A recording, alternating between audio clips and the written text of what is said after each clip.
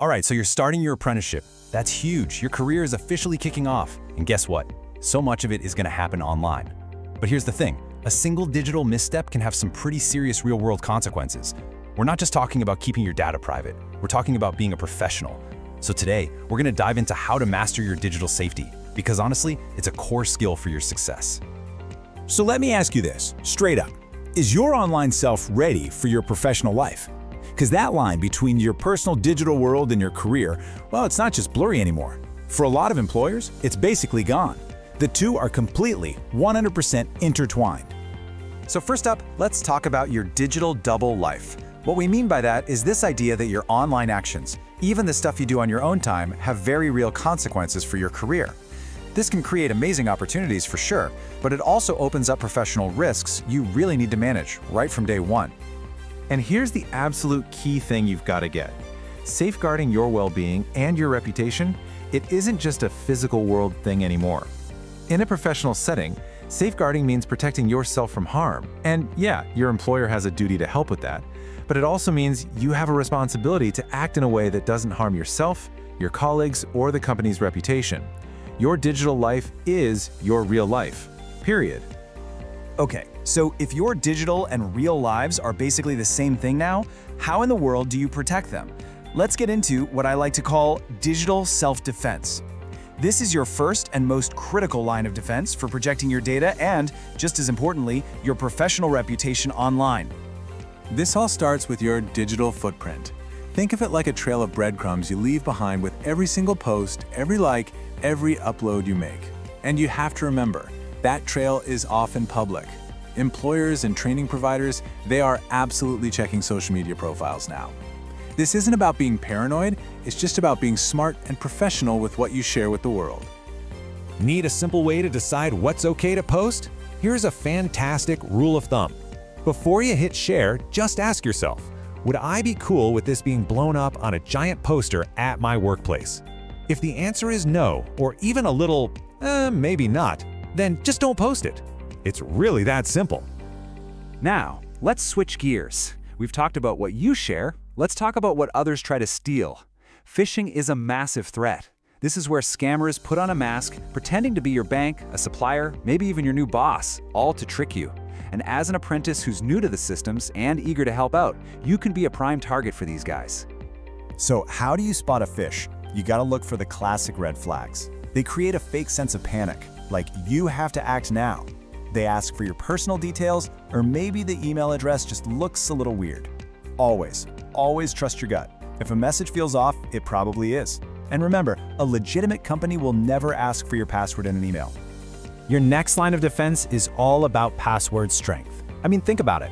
A weak password is like leaving your front door unlocked. A strong one, that's a digital deadbolt. The key is to make it long, totally unique for every single account you have, in a nice jumble of letters, numbers, and symbols. And if you want to make that digital deadbolt practically unbreakable, you need to use two-factor authentication, or 2FA. It's like this. Even if a thief somehow steals your key, that's your password, they still can't get in the door because they don't have the secret code that just got sent to your phone. Seriously, turn this on everywhere you possibly can. Okay, so you've locked down your accounts. That's awesome.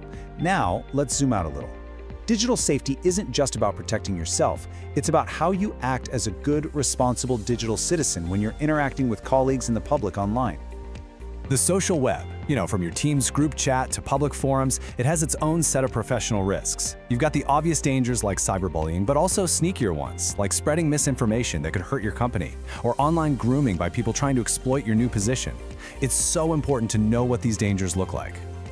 Let's focus on online grooming for a sec, because it follows a really predictable pattern. It starts out all friendly, they build your trust, and then they try to get you onto a private chat. And that's when the inappropriate requests start. The most important thing to know is this. If this pattern feels familiar in any online relationship, you must tell a trusted person right away. It is never, ever your fault. A huge part of being a professional is respecting what we call digital consent. It's simple. Always get permission before you share a colleague's photo or a private message. What might feel like a harmless joke to you can be a massive violation of someone's trust and privacy, especially at work. All right, let's bring all of this right into your apprenticeship. We're going to focus now on how you uphold professional standards when you're using your company's digital tools. Believe it or not, virtual meetings have their own rules of the road. But the main rule is easy. Treat it just like an in-person meeting. That means keeping the chat professional, never ever pressuring someone to turn on their camera, and, just like in the office, reporting any behavior that isn't professional. And this one is critical. You have to protect your own well-being. Digital tools can make you feel like you have to be on 24/7, but you are absolutely entitled to a work-life balance. Getting constant messages after hours isn't just stressful, it's a safeguarding issue. You have the right to set boundaries and to disconnect. And finally, here's a vital piece of workplace wisdom. Just assume that all communication on company devices and platforms is being monitored. Your emails, your team messages, it's all potentially a company record. This is totally standard practice for safety and compliance, so just make sure every message you send is professional. So let's bring this all together. Look, the goal here isn't to make you afraid of technology. Not at all.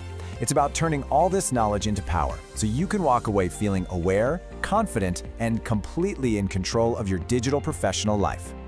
First, just be aware. Simply understanding that your online actions have an echo in the real world is the most important step you can take. Know the risks we've talked about and recognize how they can impact your safety and your professional reputation. And once you're aware, that's where confidence comes from. You now have the tools to spot the risks, whether it's a sketchy email or an unprofessional comment in a chat. So be confident in your judgment, in your ability to set boundaries, and in your right to report anything that just doesn't feel right. And finally, all of this puts you in control.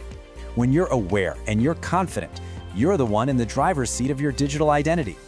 You get to use technology for what it is, an amazing tool to help you learn, connect, and build your career safely.